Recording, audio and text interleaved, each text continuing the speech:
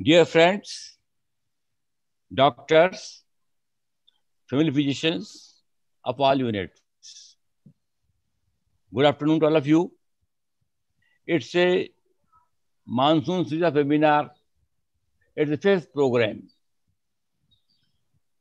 पिछले कार्यक्रमों में आपका अच्छा सहयोग प्राप्त हुआ, इससे हमारा उत्साह काफी बढ़ा है.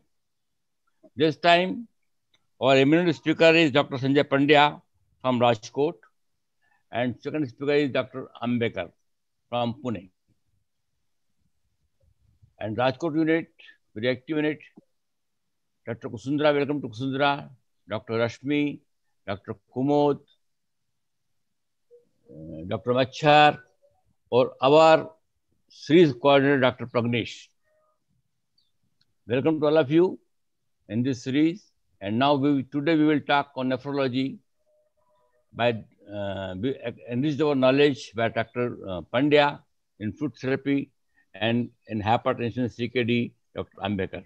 Welcome to all of you. Over to Kusundra. Over to Kusundra. Thank you, Bajpai sir. Dear friends, very good afternoon to all doctors, family physician of all units.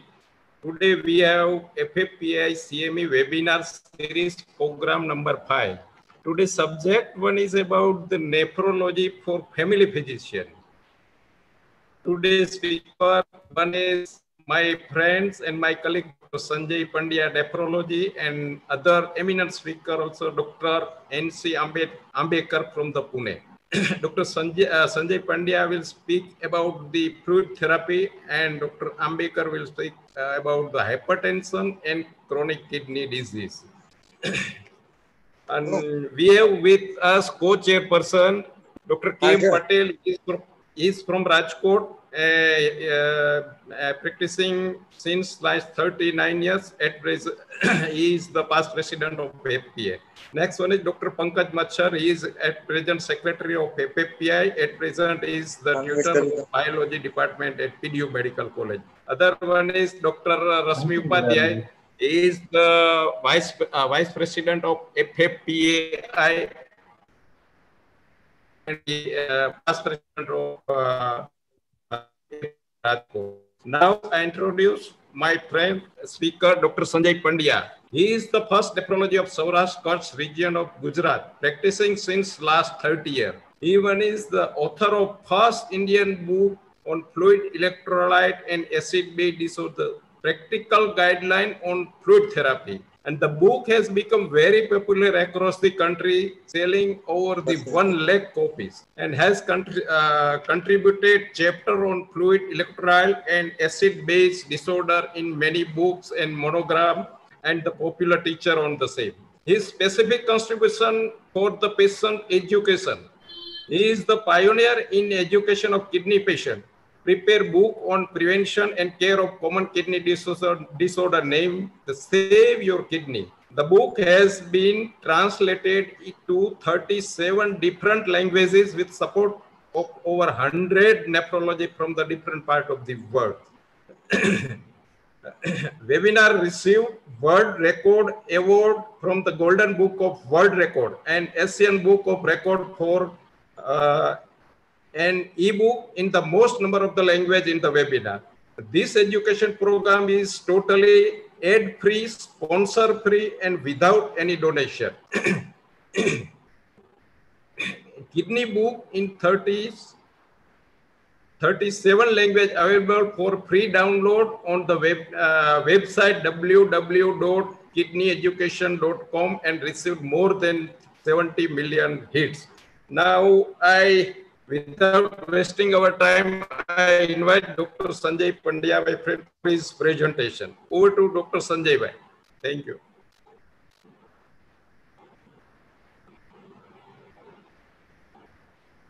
Good afternoon, everyone.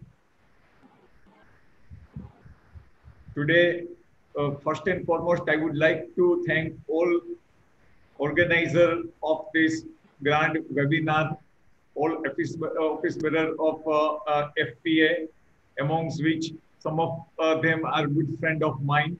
And for the first time, I am meeting Bajpai sir on Thank you. this webinar platform. So I take my request and go ahead with the talk. Now, fluid management is something which is very, very common and required for large number of patients who are treated by all of us. Now, when we talk about fluid management, why this subject is important?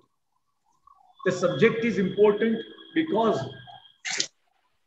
the error in making the right decision while planning fluid management is something which is common.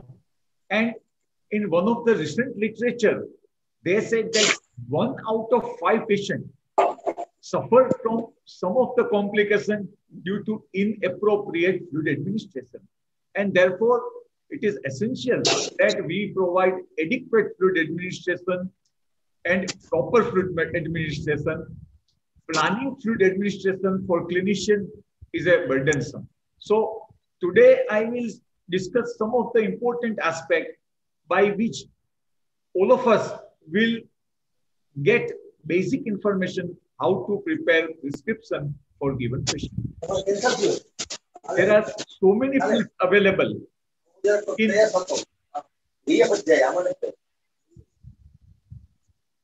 there are so many fluids available in market, and therefore the question arises that when to give IV fluid, what to give, how much to give, and when not to give. This is something which is very, very important. Right amount, right fluid, and right time, if we can offer, then we will get the best result. So today's talk, I will be discussing in some 4 different categories. First, we will go for the normal requirement, that what is the normal requirement of the fluid. Normal requirement of the fluid is 30 ml per kg per day. We also need sodium, we also need potassium, and very important that if patient is not able to take oral fluid, minimum 100 gram of dextrose should be administered in any form to such patient. So this is something which is very basic thing. Now, when it comes to understanding fluid, then we need to know that out of all fluids available, which fluid is rich in sodium, which fluid is rich in potassium, out of this fluid, which is the physiological fluid, and why we need to all these things, because with this, we select right kind of the fluid. The first and foremost is the sodium. Sodium is something which is very important. Normal requirement of the sodium is 100 milliequivalent, or we can say 6 grams. And now, after understanding this basic thing, if we look at the different IV fluids, then the sodium content of these IV fluids are variable depending upon the type of fluid which we are using. Now, out of all fluid, normal saline has maximum sodium, and that is 154 milliequivalent. 1 gram of salt provides 17 milliequivalent of sodium. And when we say that normal saline or DNS has 154 milliequivalent of sodium, that means this fluid 1 liter has 9 gram of the salt. Ringer's lactate has 7 gram of salt roughly, and all isolites are comparatively poor in sodium. In some of the special case, we use 3% NaCl, which is available in 100 ml, and that contains 3 gram of salt. So when we want to select the fluid, if we want to provide more sodium, then the fluid which are preferred and rich in sodium are DNS and NS, which is 154 milliequivalent or 9 gram of salt. And Ringer's lactate has 130 milliequivalent or roughly 7 gram of salt. Rest other fluids are not rich in sodium, and therefore, when we want to provide sodium, these are the preferred fluid. Likewise, some of the patient, we feel that no, we want to give more potassium. So question arises that out of commercially available fluids, which are the potassium containing fluid? Answer is that the rich all isolites are rich in potassium. Maximum is with isolite M, then comes isolite P and isolite G. But practically for day-to-day purpose, we don't use isolite fluids. And therefore, if we need to provide potassium, then we have to give it in separate way. So, nutshell, the maximum potassium lies with isolite M, that is 35 milliequivalent, and the fluid like Ringer's lactate has just 4 milliequivalent of potassium. And therefore, if we are giving fluid like Ringer's lactate, normal saline, or DNS, it is important to see that we provide them adequate amount of potassium. Now, when we look at the IV fluid, we need to know that what fluid contains. But we need to know at even other side of the coin that what fluid does not contain. So, in patient where we don't want to give glucose, dextrose, what are the options of fluid available to us? They are saline, plasma-like. These are the fluid which are free of glucose. When we don't want to give sodium, only fluid available are dextrose containing fluid like 5%, 10%, 20%, 25%. And all isolites are comparatively low in sodium. And when it comes to potassium free fluid, then saline, all dextrose containing fluid, dextrose saline are fluid which are potassium free. So these are the other part of the fluid which we need to look at while selecting IV fluid. Now, coming to individual IV fluid, that what are their characteristics and why do we select one fluid over the other? Now, 5% dextrose. This 1 liter fluid contains 50 grams of glucose. Normal minimum requirement, as we discussed, is 100 grams. So even if you provide 1 liter of dextrose, then the calories which will be available to patient will be inadequate. Second thing, that this is less useful fluid in day-to-day practice because it provides only water, no electrolytes, and dextrose is there, but that is inadequate to meet with the normal requirement. So in day-to-day practice, using sparingly as a vehicle for some of the IV drugs, in hypernatremia, it can be done. And if patient is NBM and we want to provide only water but no electrolytes, in that case, to prevent starvation ketosis, this is the fluid which is used. We need to remember that because of lack of electrolyte, this is hypotonic fluid. Osmolality is less, and therefore it carries risk of cerebral edema. It's not good for resuscitation. Larger amount can lead to hyponatremia, and if co-administered with the blood, then there are chances of hemolysis. So 5% take-home message is that use sparingly because it does not provide salt, does not provide any adequate calories, and no other electrolytes like potassium. Now, when it comes to isotonic saline, normal saline, or 0.9% saline, this is the salt-rich fluid amongst routinely used IV fluid. It is the richest source of the sodium. Now, when it is the richest source of sodium, how do we use it and when should we use it in day-to-day practice? This is a fluid which is very valuable and used for the treatment of vomiting, hypovolemic shock, metabolic alkalosis, patient with hypovolemic hyponatremia, and diabetic ketoacidosis. These are the indications where normal saline is preferred IV fluid. But we need to keep in mind that 1 liter contains 9 grams, 154 milliequivalent of sodium, which is 1.5 times than the normal requirement of the sodium. And therefore, there is a large sodium load with the saline. And therefore, if patient has NSARTA because of the renal failure, congestive heart failure, cirrhosis, or patient has severe hypertension, then this should be avoided or should be given cautiously in low volume.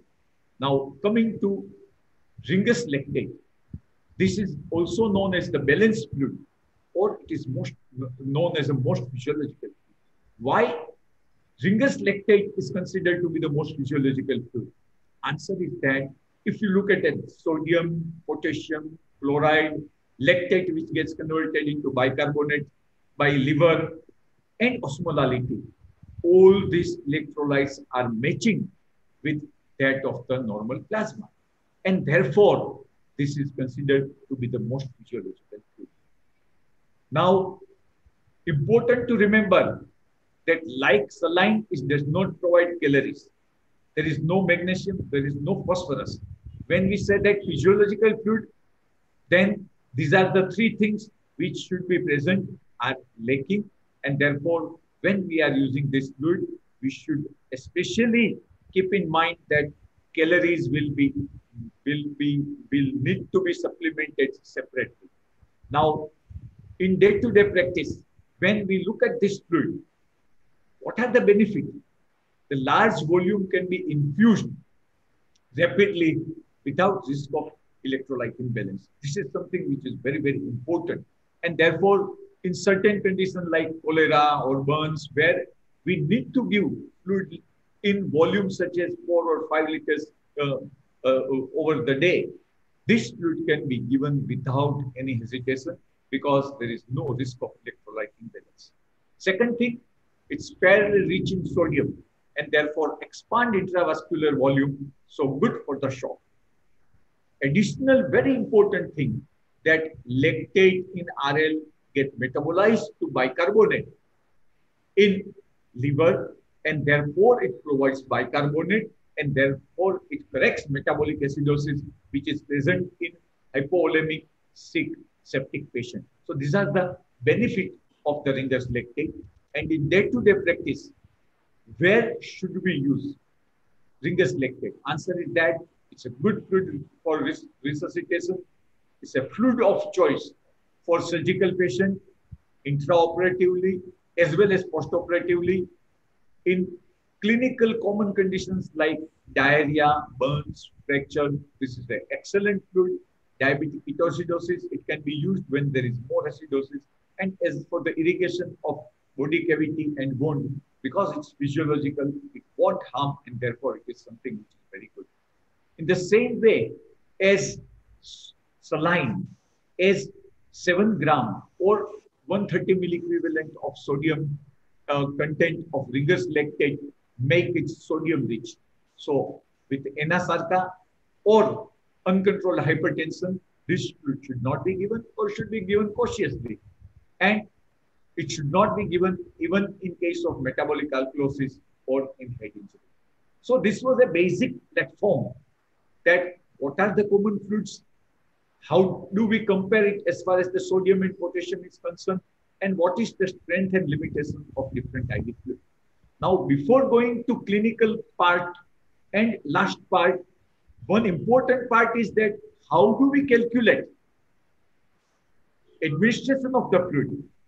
Suppose we are in OPD and we started IV fluid at 10 o'clock in the morning and we wish that by 1 o'clock, by the time our OPD is about to be over, we want to finish the 500 ml of IV fluid administered. Then how do we calculate administration of IV fluid? This is something which is very useful for everyone because infusion pump and everything is not within reach and is not possible at most of the places. So we have a beautiful, simple idea, simple rule for the calculation. This is for routine IV set.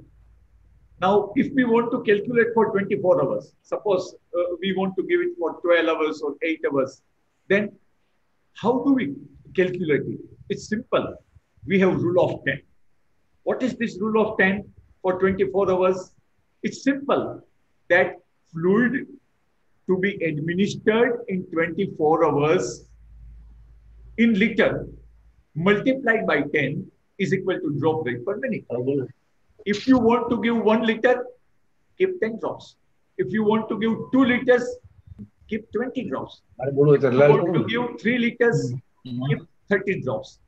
But most of you will really think that no, we don't administer round the clock. We want to deliver it in say 6 hours or 8 hours. Answer is simple. That if we want to give it for 8 hours, that means it is 24 hours means 3 liter. So if we want to give 3 liter, keep 30 drops. If you want to complete fluid in 6 hours, say 1 liter of fluid in 6 hours, that means in 24 hours, it will be 4 liters. So just keep 40 drops. So this is something which is very, very simple and easy to execute. But other formula, this is rule of 10 is for 24 hours. But all of you would like to know the rule for 1 hour, and that is rule of 4. So if you want to calculate that within 60 minutes, how much fluid should be administered and how to calculate? Answer is that determine the volume to be administered. Presume that we want to give 100 ml in 1 hour. Divided by 4 is equal to drop rate per minute. So if you want to give 100 ml, it will be 25 drops per minute. If you want to give 200 ml per hour, it should be 50 drops per minute. And if you want to give fast IV fluid, say 500 ml in just 1 hour, then just give 125 drops. So this rule of 4 for family physician is more important because it's not hospitalized patient. We want to give outdoor, say in 3 hours, we want to finish this much of the volume, and then accordingly you can calculate. So I will again repeat that rule of 4 is simple. Volume in ml per hour divided by 4 will give us the drop rate per minute. If you want to give 60 ml, 60 ml divided by 4 will amount to 15 drops per minute. So this is something which is useful, and sometimes in pediatric patients we use micro drip IV set. And for that, calculation is something which is very, very simple. That volume in ml per hour is equal to a micro drop per minute. So if you want to give 50 ml, 50 microdrops. If you want to give 70 ml per hour, keep 70 microdrops. If you want to give 30 ml per hour, keep 30 microdrops. So it's something which is very, very simple and very, very easy. Now coming to the last part, and that is coming to common clinical disorder where how do we really plan with management? So we need to provide specific treatment considering specific underlying etiology. 3 of the most common problems I will be discussing: vomiting, diarrhea, and hypotension. Now, vomiting is a condition where there is a loss of upper GI secretion, gastric juice, and this will lead to dehydration. Loss of hydrochloric acid will lead to alkalosis. Loss of potassium will lead to hypokalemia. So, patient with vomiting will have hypokalemic, low chloride, hypochloremic. Bicarbonate will increase, that will be metabolic alkalosis with fluid deficit. Now, if we are dealing with vomiting, then what should be the IV fluid which we should prefer? Answer is that when we want to give IV fluid for vomiting, isotonic saline is the preferred IV fluid. This isotonic saline will take care of all abnormalities which occur with upper GI loss because of the profuse vomiting. Some of the patients will have potassium deficit, and isotonic saline does not have any potassium.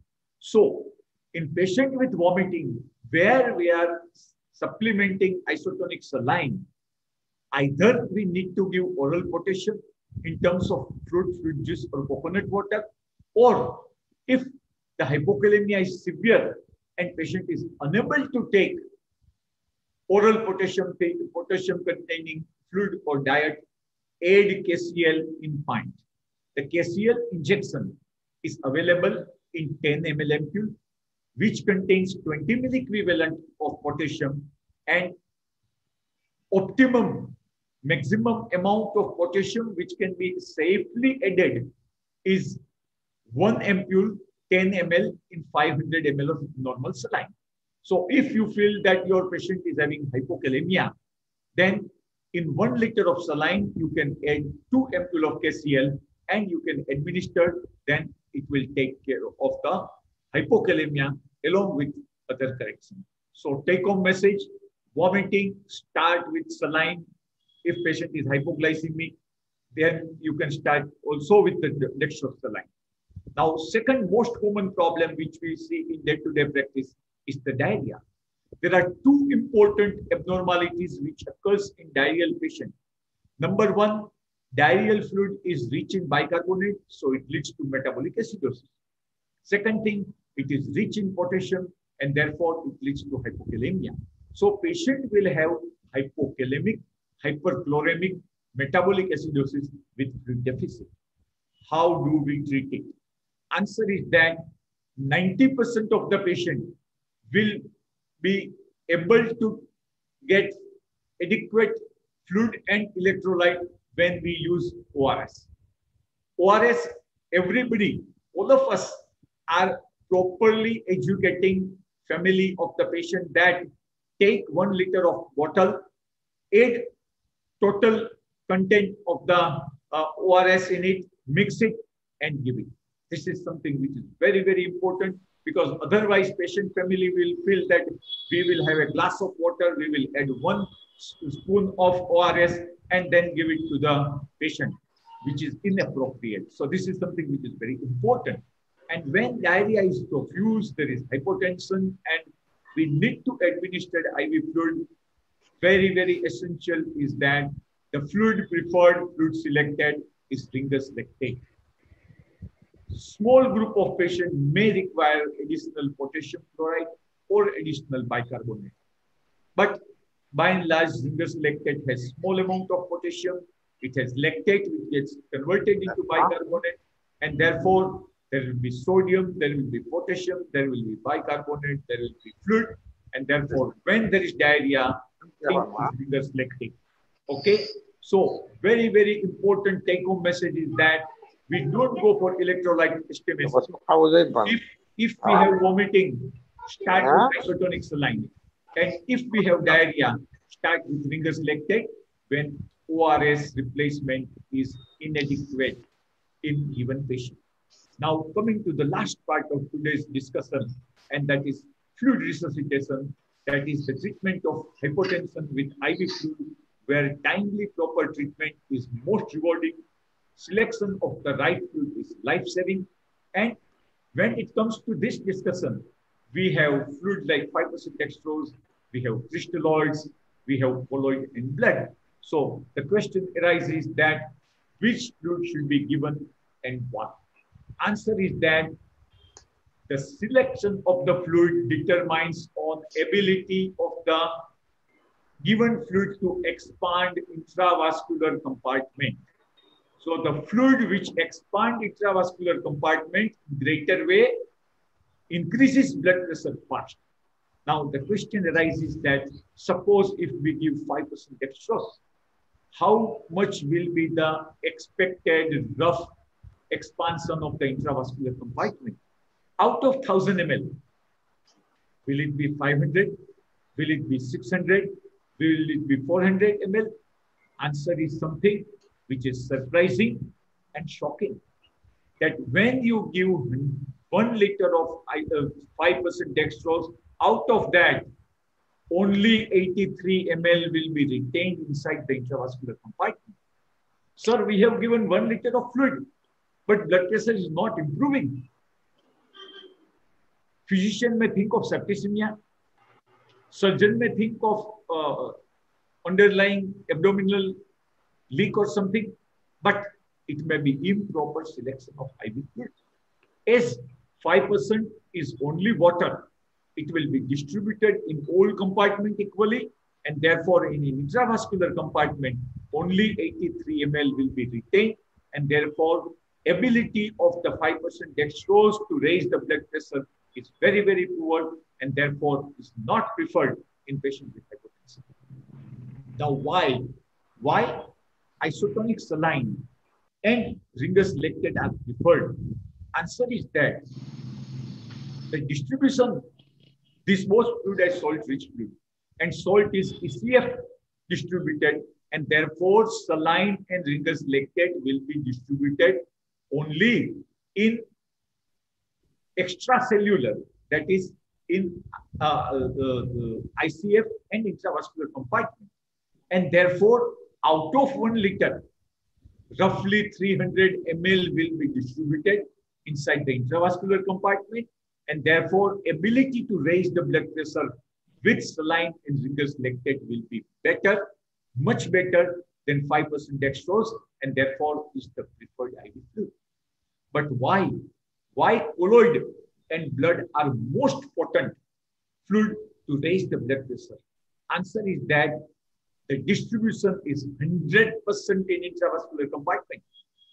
If you administer 300 ml, the 300 ml will be retained inside the intravascular compartment, and therefore with smaller volume, the expansion of the intravascular volume will be larger.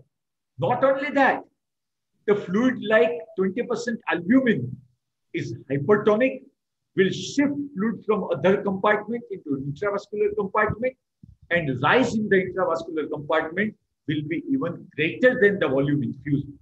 And therefore, when we are in crisis, when blood pressure, we are unable to get response with the saline and Ringer's lactate, that's the time when we use blood product or when we use colloid.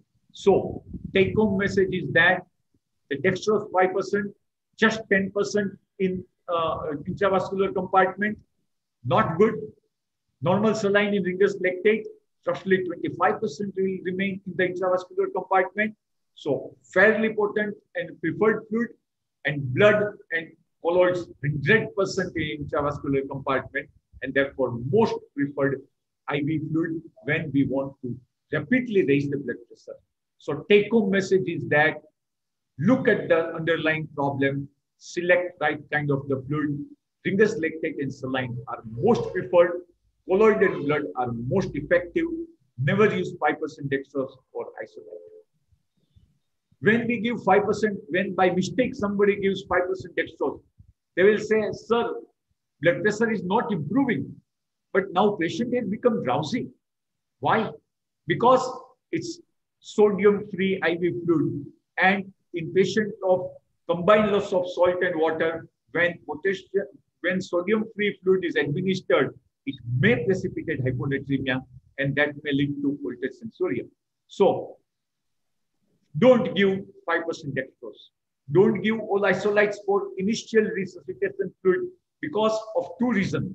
Number one, they are salt poor, so ability to expand blood pressure intravascular compartment will be poor, and potassium rich.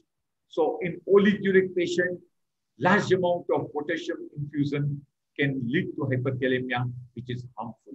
So this is something which is very important. Now, sometimes we think that yes, saline is good, but instead of saline, if we give dextrose saline for resuscitation, say we want to give 1 liter in say 1 hour or so, so fast administration of fluid is required. If instead of saline, if we give dextrose saline, patient may require some calories that will be provided by DNS. So question arises that can we use DNS instead of NS for fluid resuscitation? Answer is no. No. This simple logic does not stand true. When we give rapid dextrose infusion, it will lead to hyperglycemia. When blood glucose increases, it will act as a osmotic diuresis, and that will increase the urine output. And when in patient with shock, urine output is good, it gives us two impressions. Number one, that yes, patient is responding very well to our therapy, urine output is good, and therefore, second thing which comes is that slow down rate of infusion. So patient is hypovolemic, and you try to reduce the rate of administration, which is harmful, and therefore take-home message is that avoid all dextrose containing IV fluid. For initial fluid of resuscitation, the best options are Ringer's lactate and saline. So trend of using IV fluid, 2002 conclusion is what? crystalloid is preferred over colloid for fluid resuscitation. Normal saline and Ringer's lactate are preferred. So which is best? Both are good, as we discussed. But hypotension means normal saline is already established in our mind from last almost 30, 40, 4 decades. Because normal saline is the first fluid of choice for almost last 1 decade. So what is right? Answer is that no. Hypotension means not normal saline. Hypotension means Ringer's lactate.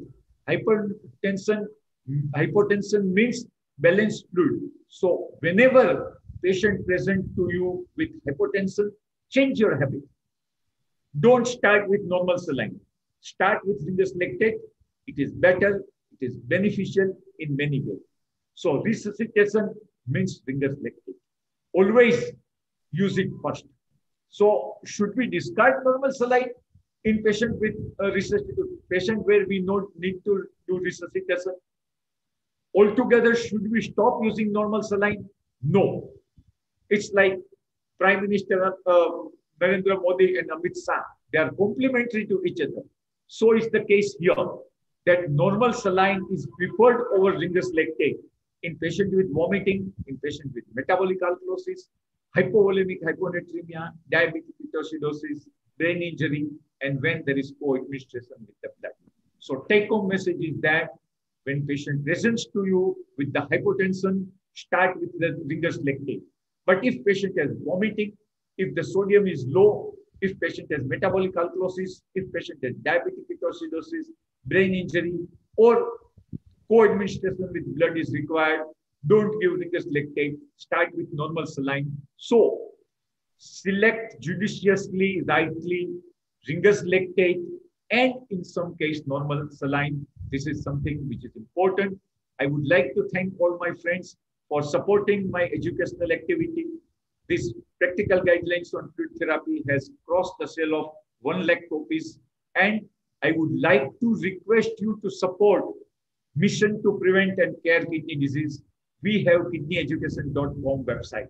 In kidneyeducation.com website, it's a website in maximum that is 37 languages.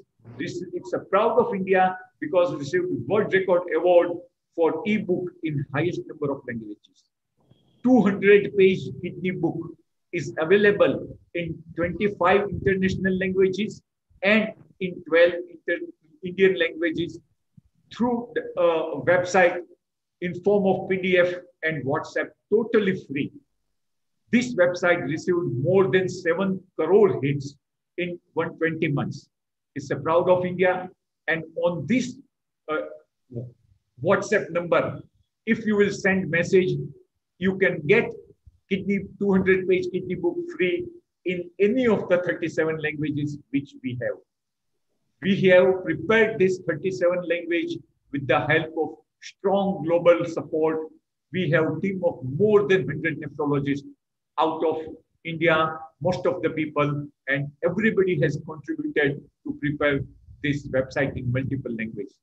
This activity is blessed, and that's the reason it is going high and a lot of patients are benefited with the same. With this, I would like to end my talk. We can have question answer, whatever is required. Thank you very much. Stop.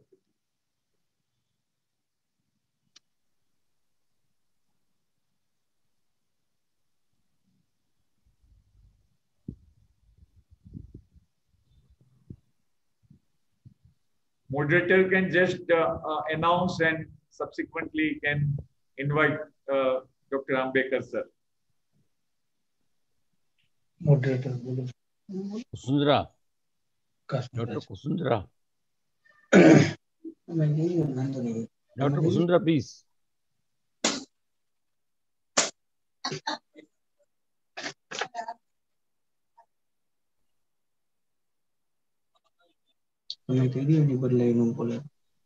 Dr. Kusundra, please. Carry on.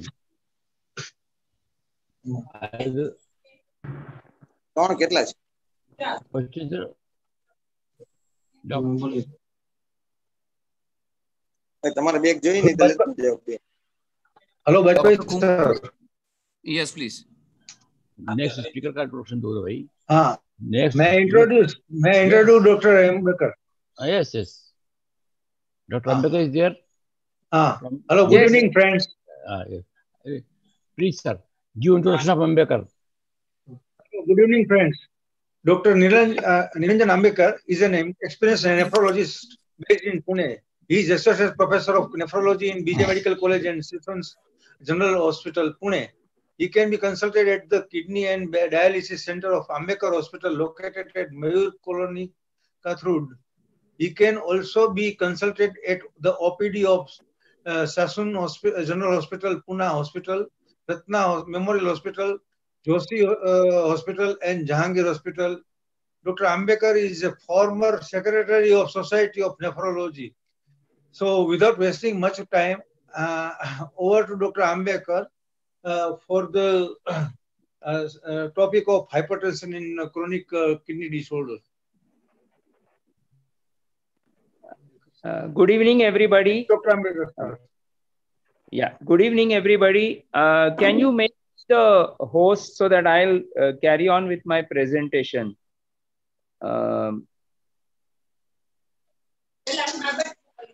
Sir, you can share the screen right away, sir. Okay, 1 minute.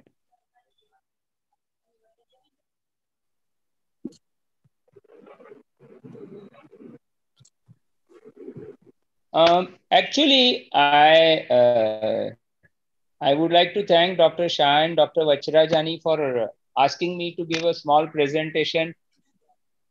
It is very difficult to talk after Sanjay Pandya because he gave a very lucid and practical lecture on what IV fluids can be used in patients. And actually, I think it will be good if I probably call him over to Pune once for our general practitioners lectures. Thank you so much, Dr. Pandya. Thank you once again, all the organizers. I'm actually not going to really discuss treatment of hypertension because many of the people consult. You must be wondering why a nephrologist is involved in giving a lecture on hypertension. I'm not going to give a lecture on hypertension. Actually, I'm going to give more of a pathophysiology. How does hypertension cause damage to the kidney and what can be done for it? So treatment, I think I'll leave it for some other eminent nephrologists to discuss because hypertension and CKD is also a major issue. So my first slide actually is, who is the boss? You must be wondering why the nephrologist has been called to talk on hypertension because usually it is. Sir, please share your slides. Are you able to see my slides? No, sir. No, sir. Okay. No, sir. 1 minute.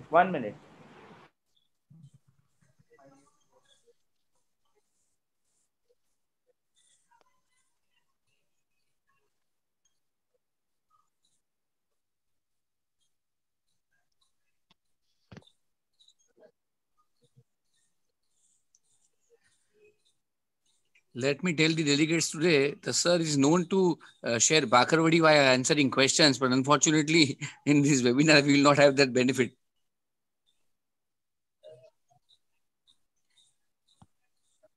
Yeah, am I now? Is my Yes, sir. It's visible. Yes, sir. Yes, sir. And I don't want this to be a one-way talk. If you have any questions and answers, you can give. Of course, I can't send the Bakarwadi across, but I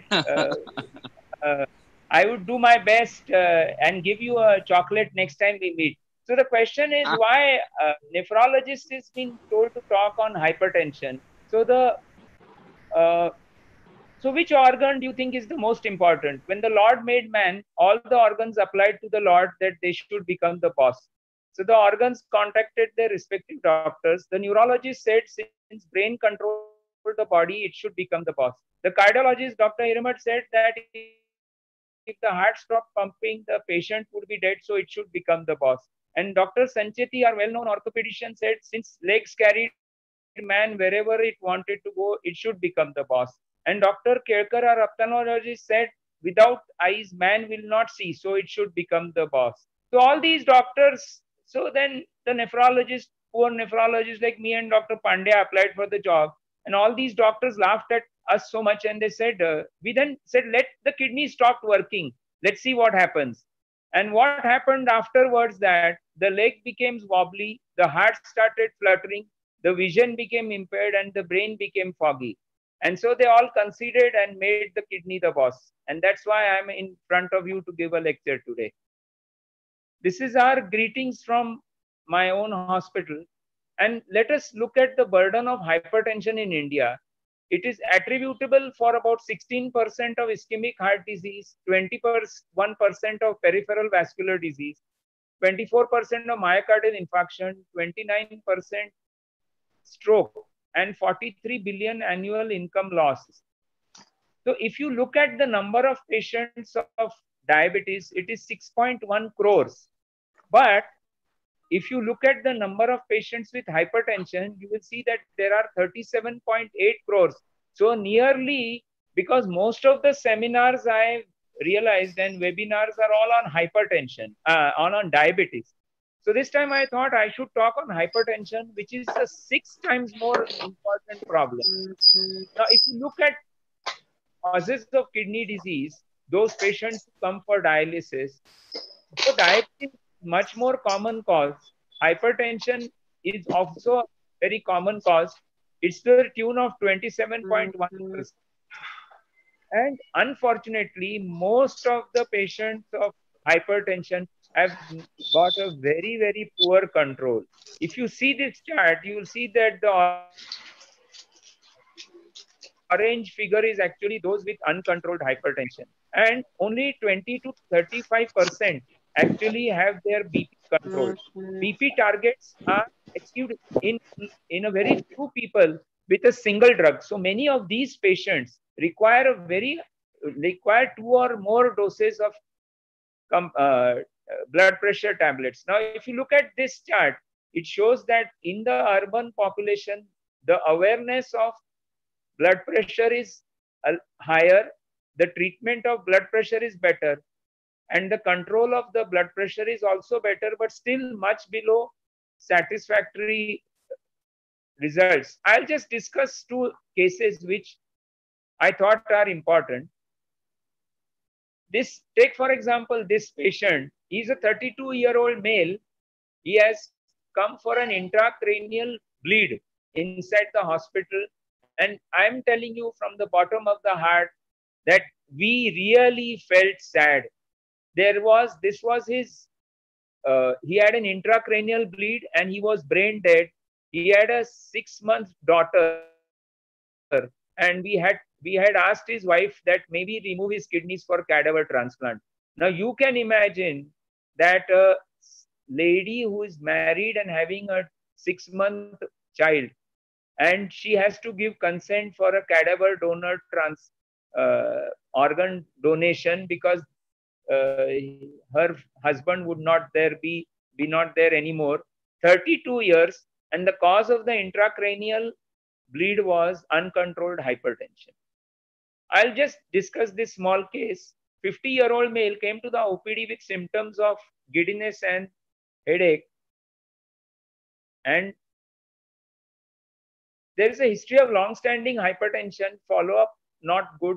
There's no diabetes. Blood pressure on admission was 210, 120. All pulses were well felt, no renal artery bruit, no edema, chest was clear. Investigations showed that hemoglobin was 10 and albumin was 4+, urea was 80, creatinine 2.8. He had bilateral small kidneys. Fundoscopy showed hypertensive changes. I'll show you an ECG right now. Can you tell me the diagnosis on this ECG? Anybody? Anybody? You can unmute your mics. It is LVH. Okay, very good. So, sir, what's your good name? Chandravadan Ajmera. Acha, fine. I'll give you a chocolate next time we meet. So, this is an ECG. You can even see there are ST changes in the lateral leads. That is all part of hypertension. So now I'm asking you, Dr. Ajmera, what do you think came first? Do you think this patient has kidney failure and he has renal failure, his creatinine is 2.8, and so what do you think came first? Is it the hypertension, or is it the diabetes, or is it the kidney disease that came first? Anybody No, else? no, no. No, sir. Kidney is the result. Hypertension is the cause. Acha. Okay. That's who's speaking? Chandravardhan Ajmera. Alright, very good. Sir, you are absolutely right. This is a very good problem that Dr. Sanjay Pandya and I often meet. And Dr. Kriplani, you have heard of Dr. Ashok Kriplani from Mumbai. He often calls it the chicken and the egg. We don't know which has come first many times. But you are absolutely right. This is probably anybody else from the audience. How would you make out what has come first? Because this is a problem everybody is going to face sometime or the other. So how will you sort of come out whether this is the blood pressure has come first or the kidney disease? Sir. Yes, sir. Hypertension is first. Dr. Ajmera? Yes, sir. Anybody else? Yeah, I'll accept it. Anybody else from the audience? Sir, hypertension came first and then it damages the kidney because of a poor control. Yes, very good. What's your good name, sir? I am Dr. Pragnesh Vachrajani, sir. Acha, oh, yeah. You see, what has happened is, this is a problem that we often face. And now, how can you differentiate between the two? It becomes very difficult. What do you think, Dr. Vachrajani, or anybody from the audience, what do you think is the prognosis of this condition? I mean, you have a patient of creatinine, his blood pressure was uncontrolled. Now he's coming to you regularly for follow-up and you have controlled the blood pressure. So what do you think is the prognosis of this patient? So if kidneys are already damaged, it is bad. It is bad. Surprisingly, anybody else from the audience, what do you think is the prognosis of this condition? No, sir. If his BP is properly controlled, he might come out of kidney damage. Okay. Anybody else? Anybody else wants to answer? Okay. If I have a chocolate, Dr. Ajmera and Dr. Vachrajani, I'll give it to you sometime. You're right. But do you think that this kidney disease is going to come back to normal? I mean, is the renal failure or is the creatinine going to come back to normal? Dr. Pandya, if he is listening, he can also take part as the final authority. I would be happy to share his views also on this. What do you think is going to be is this patient going to have a normal creatinine if we control his blood pressure? Anybody? It may be wrong, sir. I'm not saying that your answer will be correct. We were also committing the same mistakes once upon a time. Anybody? So the question, number one question is, what came first, the hypertension or the kidney disease? And the answer is very tricky. What you should do at such a stage is either then get the end organ damage seen. Do the fundoscopy. If you look at whatever I mentioned earlier, I had written grade 2 hypertensive changes in the fundus. So there was hypertension damage in the fundoscopy. There was hypertension damage in the kidney. And if you do you have a heart ECG showing LVH. So if you have 3 end organ damage, then it is likely that hypertension has caused the kidney damage rather than the kidney disease causing hypertension. But I am assuring you, I will not point fingers at anybody who says the opposite, because it is very difficult sometimes to differentiate between the two. And the classical example is what you see here. If you see the chart, when you can develop chronic kidney disease, is when the first line which goes up, where there is no where there is BP which is uncontrolled. The bottom line is benign nephrosclerosis. That is where the blood pressure is controlled. And at some point of time, if the BP is not controlled, you can develop malignant nephrosclerosis. Now, with control of blood pressure, if you can reduce the kidney damage and prevent changes, then that is something that we all really want to see. So I just wanted to show you the pathogenesis is that there is medial and intimal thickening of large and small arteries causing luminar narrowing, and this can cause ischemic injury onto the glomerulus, to the tubules and interstitium. So it can affect the kidney at all the parts. Now this is how a artery would look, which is having changes of chronic hypertension, and this is typical benign nephrosclerosis. You can see the arterial wall thickening here. This is incidentally a chart which I thought I'll show you of one patient who came to me.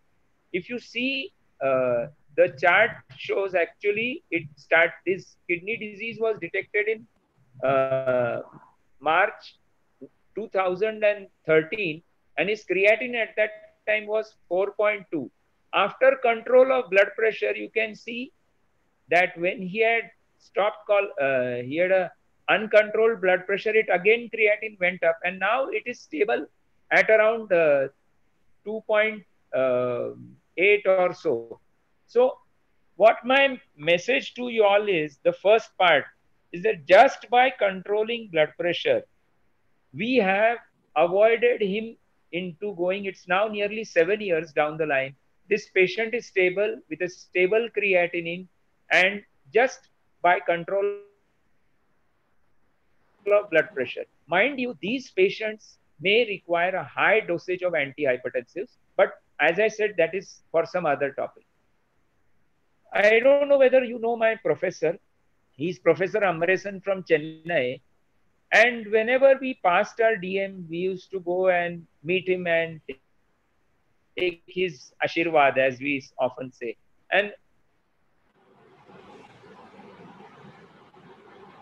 that time he used to say idiot and hit us on our head. He's from India, by the way. So I asked him, sir, why are you calling me an idiot? I've just passed my DM and I'm so happy. He said, see the definition of medicine, DM. DM is deficiency in medicine. Now, why does he call it deficiency in medicine? Because he says what is so great in a nephrologist, he gets to see the patient when the patient has undergone ultrasound, urea, creatinine, etc. But look at a general practitioner. He, Vichara, doesn't have anything with him. He doesn't have an ultrasound. He doesn't have a urea, creatinine. Am I not right? When your patient comes to you, he doesn't come with all the reports, does he? Is it right? Absolutely. Yes. So absolutely, you have to diagnose the disease based on what is the patient's symptom and clinical management. So that is why he's to always, so hats off to all of you, because you are all doing a wonderful job. This is the message from him. So I'll take the second case. We have a 40-year-old male, known patient of bronchial asthma and acid peptic disease, detected to have hypertension 2 years ago. He had nausea, vomiting, periorbital edema, blurring of vision. Probably, as we suspect, he had end organ damage. He approached the doctor for vomiting and nausea, and look at his serum creatinine was 6.6. But he didn't have much of symptoms, so he refused hospitalization. BP at that time was 180, 120. Okay. Now he came back 2 months later with a blood pressure of 230 by 140, all peripheral pulses well felt. There was mild edema, anemia, and these investigations, if you see, his urea was 160, creatinine 9.3.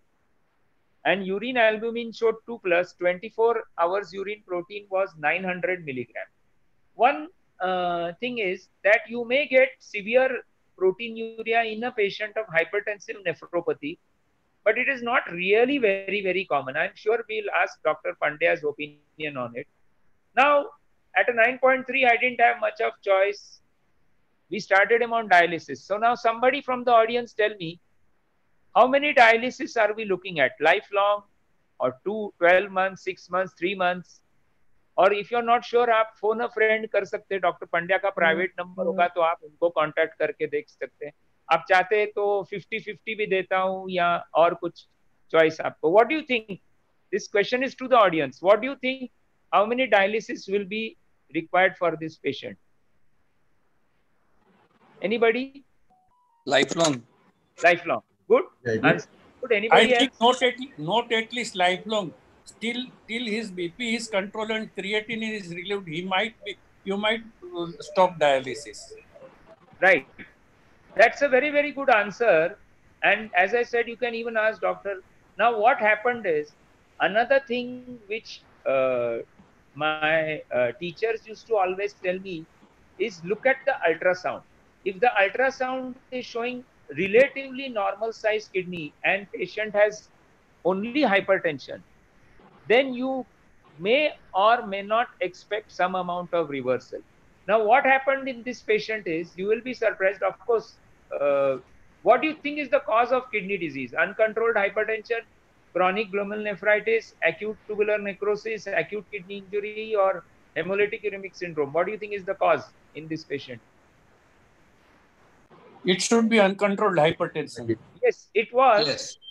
Your diagnosis is absolutely right. It was uncontrolled hypertension. And so 3 nephrologists had a consensus meeting as to what should be the treatment or what should be the next investigation in this patient.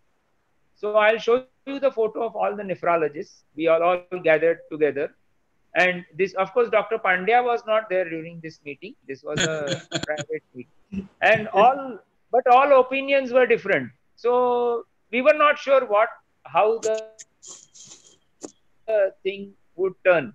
So the question is, how does hypertension cause kidney damage? Is the first type I showed you hypertension causing thickening of the arterial walls. Then, of course, second type is where it causes hyalinosis of the vessel wall. Third place is where the intima gets affected and onion skin appearance, like I'll show you.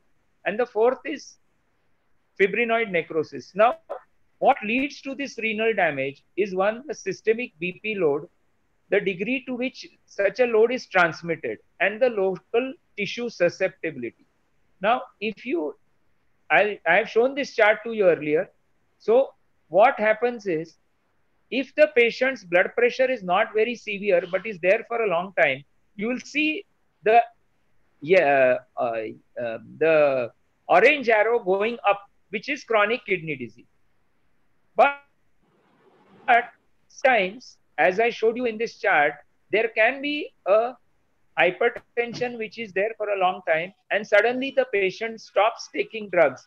Then he goes into a stage of malignant nephrosclerosis. So this chart, the y-axis, it suddenly goes up and you can see worsening. Now, this is a typical onion skin appearance. कांदा को आप काटते हैं ना, तो जैसे दिखता है वैसा ये दिखता है. This is malignant nephrosclerosis. And this is onion skin appearance. And how does this occur? Malignant hypertension leads to fibrinoid necrosis of small arteries. What happens is, if you see when the blood pressure rises, it breaks the intima of the artery. And once it breaks the intima of the artery, what happens is, it breaks through the intima of the vessel wall and then produces what is called as fibrinoid necrosis. And that fibrin deposits along the inside the arterial wall, and it causes fibrinoid necrosis, and it causes thrombus formation, which you can see in the artery. So this is a very severe form of hypertensive damage. And the patient whose creatinine may be in the range of 2 or 3 or 4 will suddenly worsen to 9 or 10 if the damage is like this.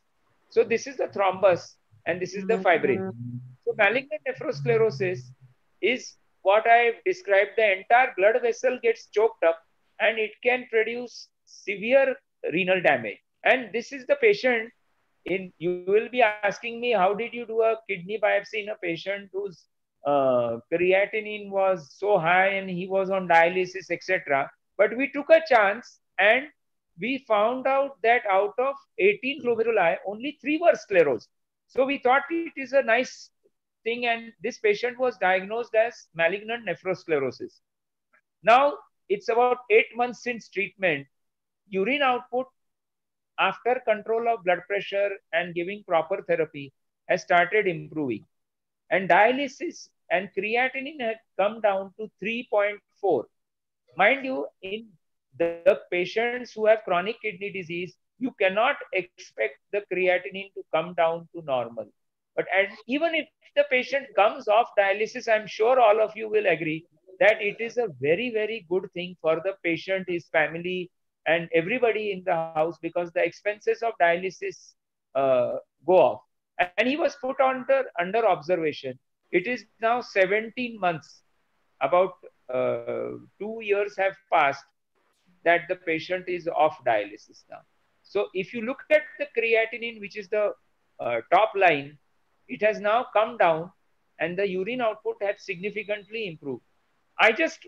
Why I gave this example of this case is, so many of the times actually we see patients and have a biased opinion. But we should be able to change our opinion. You can see these people, they have also changed their opinion about Indians and they have joined us. So let's not have a fixed opinion. And actually I talked to Dr. Vachrajani that the point is that when you are discussing these patients, remember that the blood pressure control is the most important thing.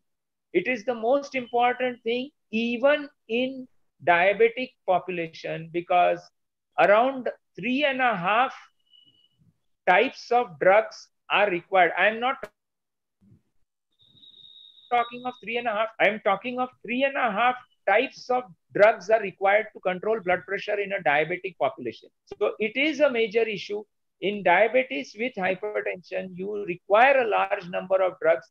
Do not hesitate to use these drugs. You can ask a nephrologist, you can ask your own physicians, and you can get an answer. But the prevention of damage is there in your hands. You have to take action. You have to call the patient. There is no sense in recording BP of 200 and 110 and then tell the patient you come after 3 months to see me. No, you have to call the patient to your clinic twice a week till the blood pressure is controlled. And remember, don't get the blood pressure if it is 200 by 120. Don't get it down to 130, 80 or was guideline mein likha hai 130, 90. No, you get it down slowly. Get it down gradually. You don't bring it more than 20 millimeter of mercury systolic down every visit. If the patient is going to come to you, see him twice a week and call him gradually, get his BP gradually down. You can yourself see that the kidney damage will be prevented. Because as Dr. Vachrajani and Dr. Shah mentioned, see, curing a disease is good, but prevention is far better. Our whole aim on treatment should be prevention.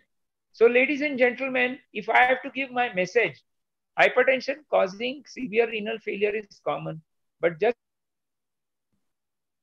by control of blood pressure, it may halt the progress or it may reverse it. Another thing is search for a primary cause of hypertension. Now, very often we feel very sad that patients of hypertension come and they have been followed up for a long time, but they have potentially treatable conditions like renal artery stenosis or some other cause, or hyperthyroidism or some sort of condition which we can treat and then get.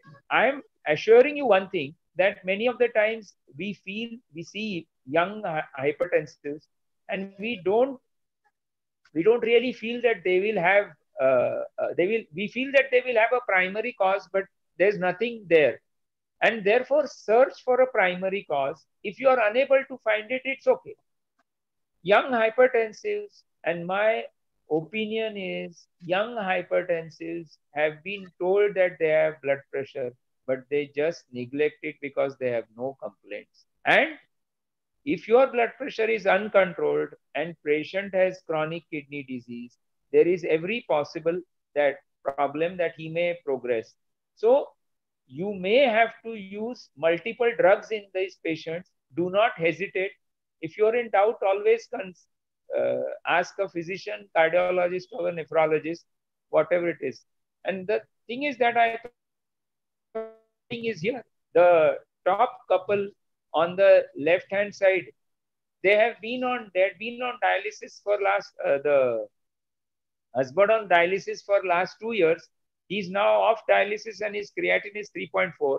And the bottom patient, he was also on dialysis and he's come off after, his case was the one I presented. It's now 2 years roughly, he's off dialysis. So ladies and gentlemen, prevention is better than cure. Treat blood pressure, aim at the target of blood pressure, that is most important. And if you still didn't believe that kidney nephrologist is important, I'll show you the next slide. You can see Aishwarya Rai over there in the middle. And on the right hand side, I am standing. And on left hand side is Dr. Jaideep Date. He's a urologist. He has been trained in Nadiyad. And now he's back in Pune with me. So before she got married to Abhishek Bachchan, she wanted to have 2 kidney specialists with her. And that's why this photograph has come. Thank you so much, Dr. Vachrajani, Dr. Shah, and everybody, all the organizing committee members and CIPLA for allowing me to give this talk. Thank you so much. Thank you, sir. Thank you, sir. Now it is, thank you, sir. Now it is a time to some question and answer. So Yes. there is a one question to Dr. Sanjay Pandya, sir. Explain something more about the DNS. Am I audible? Yes, yes, sir. Yes. Now, Yes, sir. basically, if we look at the DNS, then the normal saline has 9 gram 154 milliequivalent of sodium, as we have discussed. And dextrosaline means in 1 liter there is additional 50 gram of glucose. So in those patients where we are not resuscitating, it's not shock when there is no fast administration, but slow administration, and we want to provide salt as well as we want to provide calories. At that time, dextrose is very good. So in some of the patient, as a maintenance fluid, we can use DNS, because that is going to prevent hypoosmolality and cerebral edema. So in short, when should we use it? Answer is that if patient is vomiting, if patient is not in shock, we are planning to give 1 liter fluid over say 6 to 8 hours. At that time, instead of normal saline, if we provide dextrose saline, then patient will have all required electrolytes to replace the loss because of vomiting, and with the same time we will able to provide some calories. Same is true with patients who are post-op. That in post-op we don't want to give more fluid. We want to give some fluid, some salt. At that time, when we want to restrict the fluid, at that time DNS can be given. So it's a salt plus calories, and therefore should be given slowly and not ideal for resuscitation, fast administration of the fluid. Thank you, sir. There is another question to Dr. Ambekar, sir. The question is very long, but you can answer in the very concise way that what is actually the hypertension, and the all remedies can be used in the hypertension. Very long question to answer, but Ambekar, sir, there is one question. Yeah, okay. So who has asked this question? Question.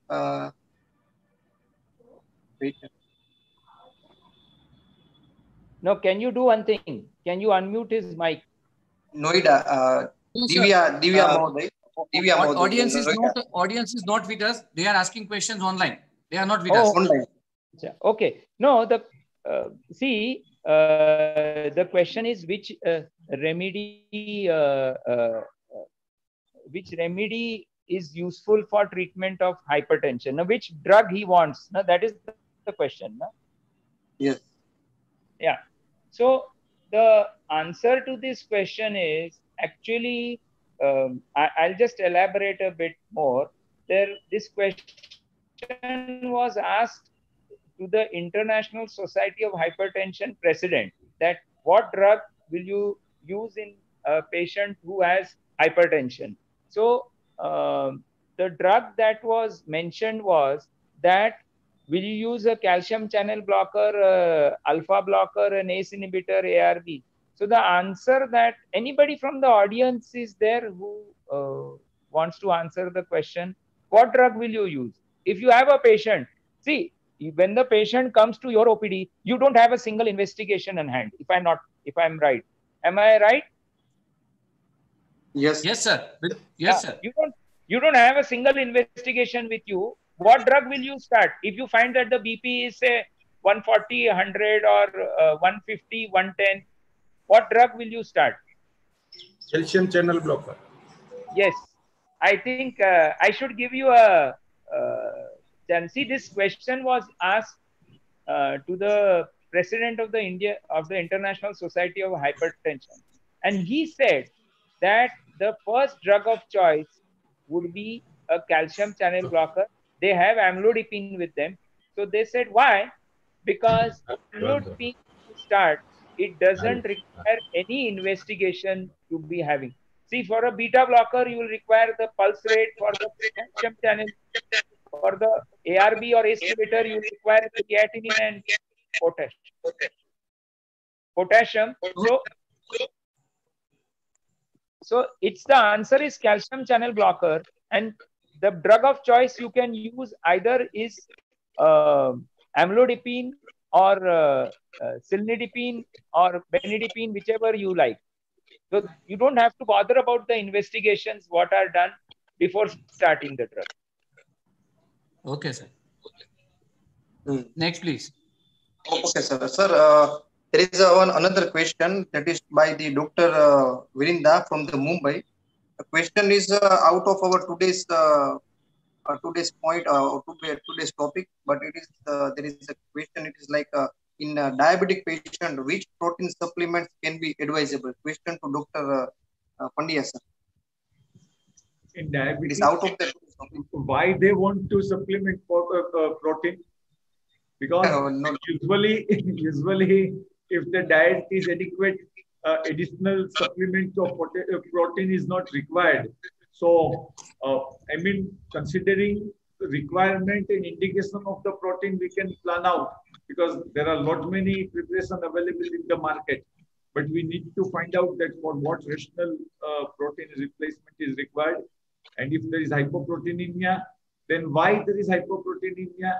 Root cause is what? Because giving protein will not really solve the problem. Yeah. Okay, sir. The last question is to Dr. Ambekar, sir. The question is by Dr. Praveen Shah from the Ahmedabad.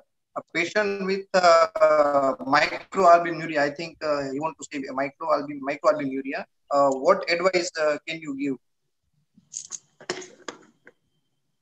Sir, microalbuminuria has undergone several changes because the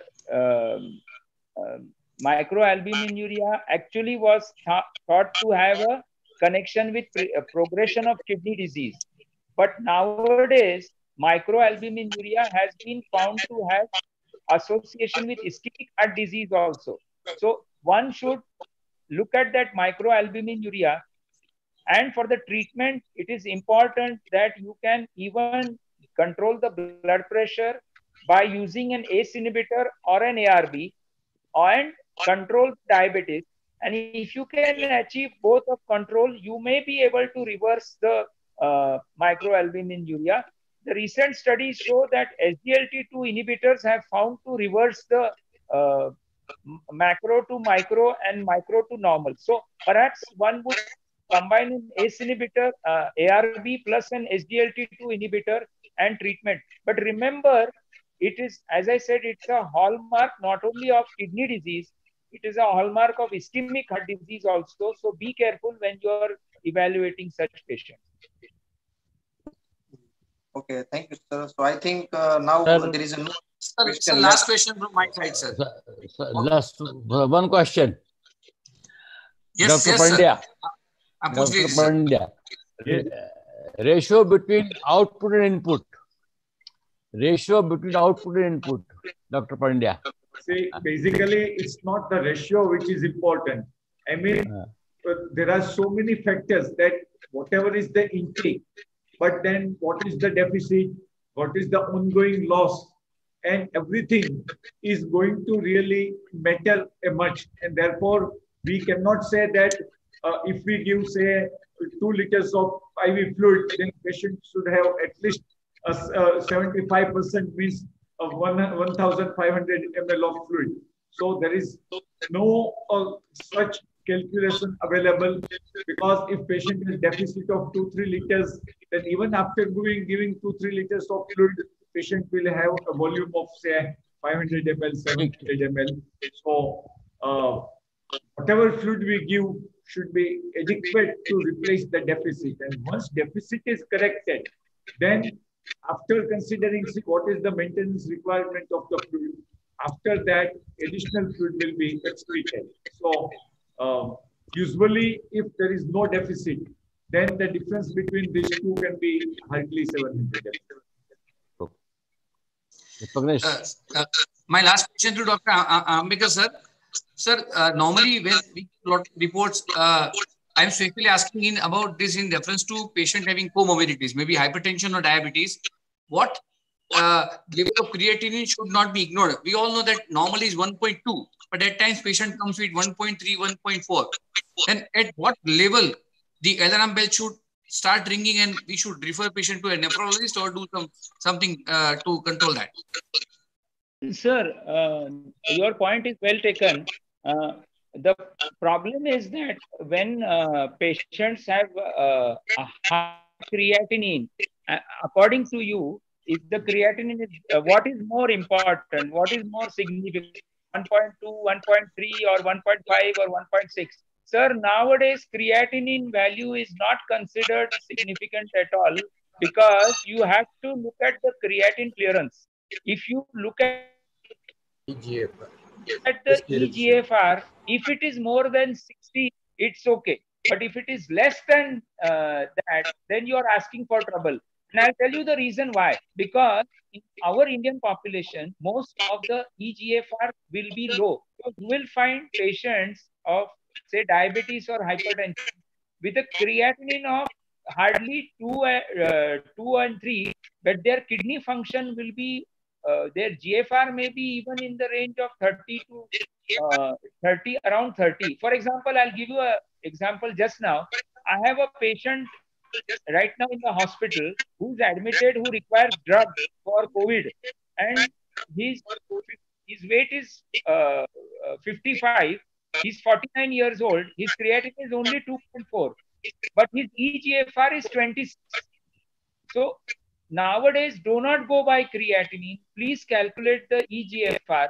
Find out what the creatinine clearance it is. And in our population, remember that those who are underweight, their GFRs will be very low. And you cannot gauge a symptom, or you cannot refer to a nephrologist, because you will find that we have not been able to take out kidneys of patients with even creatinine of 1.5, because their kidney function has been very poor. So it's not always like that. And just to answer one question about the previous speaker, the previous person who asked the question, sir, our temperature variation in Ahmedabad, you must have realized so much that an intake output chart or the difference in intake output also is difficult to gauge, sir, because you might find that at point of time the the giving a higher intake. For example, in Ahmedabad, even in when there is summer, even if you keep the intake 3.5, 4 liters, you will find that the patient still may be dehydrated because of the sweating, etc. So it is very difficult to keep an intake output balance in a patient. It depends on the weather. Okay, sir. Thank you, sir. Now, Rashmi, I will take a minute to share something about this thing, and then just wait for a minute.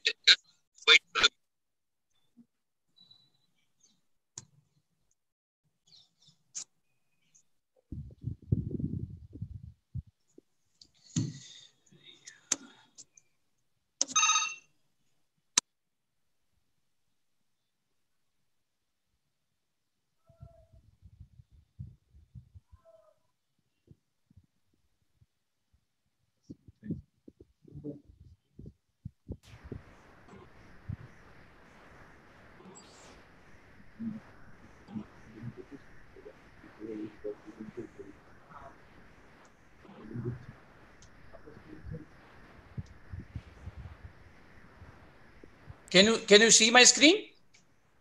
Yes. Yes. Okay. So this is about FAPI. As we all know, FAPI is an organization of general practitioner family physicians from different parts of India. And as of now, we have got 40 member units from different parts of country. Would like to let the members make aware about the family security scheme that FAPI is running. That is a fraternity benefit scheme. Any member below 65 years of age can join this scheme. Spouse of the member can also join. There are no pre-medical examinations required, and the fraternity contribution per member is 500 rupees per death. And the last death benefit that we have paid to the member is 3,80,000 rupees. And membership strength is around more than 1,050. So we'll urge the members to join this scheme. And if you want more details, and these are the details of the membership fees that one needs to pay while joining, but that you can get from local branch. And enrollment is very easy. Get in touch with the president secretary of the local branch and get your certificates verified by your president and secretary and send it to the office. So it is easy, and we'll request all of you to please join. Thank you very much. Dr. Rashmi Bhai, yours please. Rashmi Bhai, please. Hello. It's my privilege to have been asked to propose a vote of thanks in this occasion. It has been very much proudly spoken in Sanskrit. Vidvatam cha nrupatam cha neva tulyam kadachana swadeshe pujyate raja vidvano sarvatra pujyate. This that means the king and intellectual are never to be compared, as the king is only respected in his kingdom. An intellectual is respected everywhere. And so today we have a honor of having two such intellectuals of our medical fraternity. We cannot be less grateful. I on behalf of a Federation of FAPI of India and the entire organization team of medicine, on my behalf of, I extend a heartily vote of thanks to all speakers for gracing your important work and sharing with us for finding this Opinions Day today. A big thank you to my colleague and dear friend of Rajkot, Dr. Sanjay Pandya, for his efforts towards the subject and medical clarity delivered herein with this webinar. I must mention our deep sense of appreciation for Dr. N.C. Ambedkar from Pune for explanation of nephrology. The aspects presented by the both speakers are very much helpful for our family physician everywhere and every time. In the august audience, we are or inspired by your great words and works. I would like to take this opportunity to place and record our hearty thanks to Shipla people for the perfect support for educational and knowledge upgradation of all FPA members. I also extend my thanks to President, respected Bajpai sir and Janak sir for the organization of the event to benefit each and every doctor practicing in family practice across the country. And I also would like to acknowledge the gratitude to moderator of webinar, Dr. Vasant Kasundra, presenting the same effectively in this program. Moreover, I would like to thank Dr. Kumud Patel and Dr. Pankaj Machar for profoundly co-chairing the session of this webinar. Finally, I would like to express my immense gratitude to our dynamic and always agile Pragnesh Vachirajani for contently coordinating this program as well as the series and all. Well, even like this cannot be happen on overnight. The wheels start rolling weeks ago, months ago. It requires planning and bird's eye for details. We have been fortunate enough to be backed by the team of very motivated and dedicated colleagues of FFPI who know their job and result oriented. I cannot thank everyone enough for the involvement and their willingness to take on the completion of tasks beyond the comfort zone. And most importantly, I would like to thank this audience for joining in this webinar, making the complete success. Everyone present here in this August gathering, once again, I want to state we are all most grateful to all speakers in the webinar. We thank you for being with us this evening. It has been a great pleasure. Thank you very much, very, very much. Jai FFPI, Jai Hind, Vande Mataram. Thank you, Dr. Ashmi Bhai and Team FPA Rajkot for joining and make this program possible today. Thank you both the speakers. And dear audience, don't forget to join and tune in on the next Thursday. We'll have two eminent urologists from leading cities of India joining us. So don't miss it. Do join at 4 p.m. sharp. Thank you, everyone. From Kolkata. From Kolkata. From Kolkata, yes, sir. Yes, urology. Thank you, Dr. Pandya Sahib. Thank you, Dr. Ambekar, sir. And thank you, Dr. Team Rajkot. Bye for now. Thank you very much. It was indeed a nice time. Thank you. Thank you. Initiation by FPA. Thank you. Thank you. Bye. See you again.